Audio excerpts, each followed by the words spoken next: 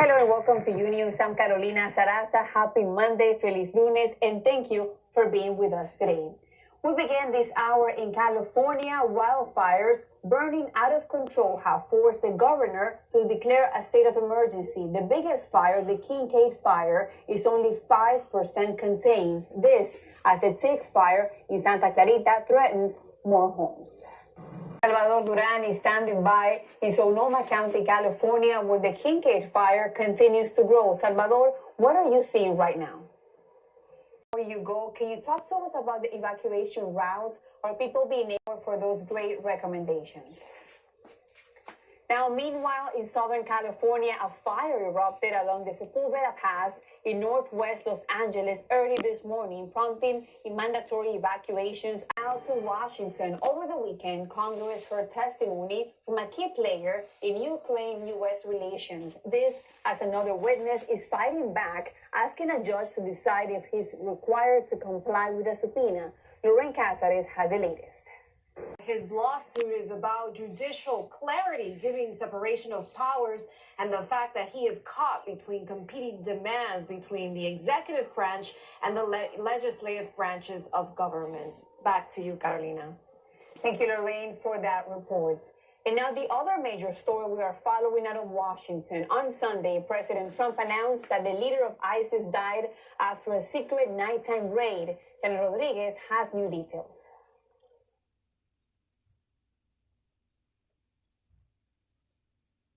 To go to Janet later in the show, but for now we have more interviews coming by. He said this morning that he may consider releasing the video of the raid. He says it looks like a movie, as many of the details of the operation are still unknown.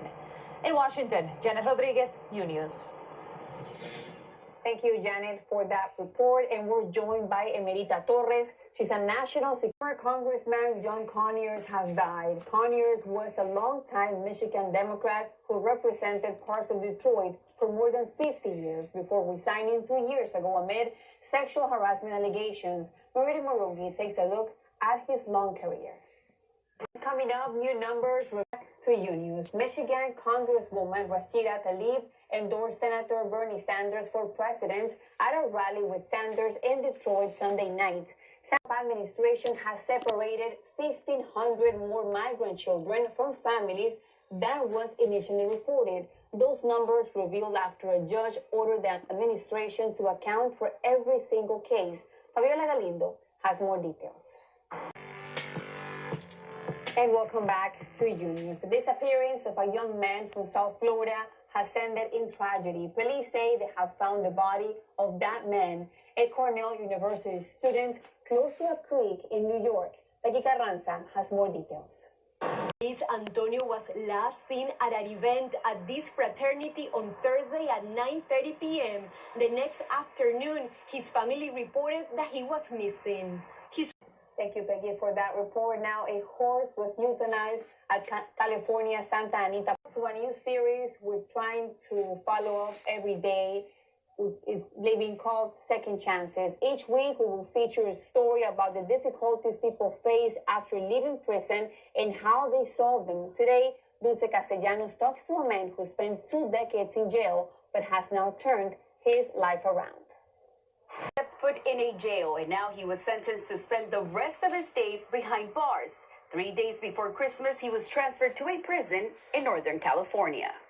A comeback win. The former president has been elected vice president in a major defeat for current leader Mauricio Macri. Pablo Monsalvo has more details.